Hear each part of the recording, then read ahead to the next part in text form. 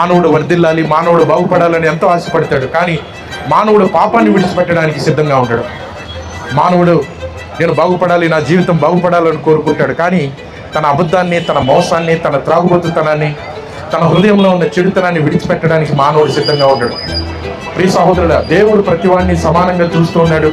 ప్రతి మనిషిని దేవుడు విడుదల చేయడానికి సిద్ధంగా ఉన్నాడు. కానీ మనిషి అబద్ధాన్ని విడిచిపెట్టడానికి సిద్ధంగా లేడు. మనిషి తన సొంత కోరికలను విడిచిపెట్టడానికి సిద్ధంగా లేడు. తనని ప్రేమిస్తూనే ఉంటాడు. అందుకే మానవుడు అనుదినము దేవుడికి దూరం అయిపోతూ ఉన్నాడు.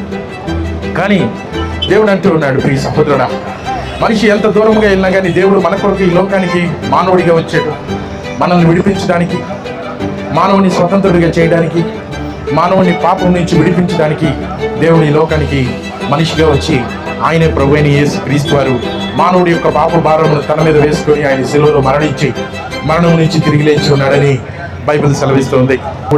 మానవుడు ఎన్నో కారణాలు చెప్పొచ్చు. ఈ లోకంలో బ్రతకాలంటే మనం బ్రతకలేము, ఈ లోకంలో అబద్ధం చెప్పందే జీవితం జరగదు అని, ఈ లోకంలో మానవుడు బ్రతకాలంటే మోసం చేయక తప్పదు అని మానవుడు అనుకోవచ్చు. కానీ దేవుడు చూపించాడు తన జీవితం ద్వారా, ఈ లోకంలో బ్రతకాలంటే నువ్వు పాపం చేయాల్సిన అవసరం లేదు, ఈ లోకంలో నువ్వు బ్రతకాలి అంటే మోసగించాల్సిన అవసరం లేదు, ఈ లోకంలో నువ్వు బ్రతకాలంటే నిన్ను నువ్వు కాదనుకొని సత్యాన్ని పట్టుకుంటే చాలు దేవుడు నిన్ను బ్రతికిస్తాడు అని.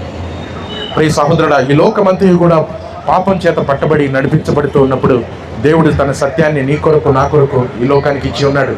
అదేమిటి అని అంటే, మనిషి తన పాపమును ఒప్పుకొని విడిచిపెడితే యేసు క్రీస్తు వారు వారిని క్షమించుటకు సిద్ధంగా ఉన్నాడు. కానీ అయితే తాను కాదనుకున్నవాడు దేవుడి యొక్క రాజ్యంలో ప్రవేశించగలుగుతాడు.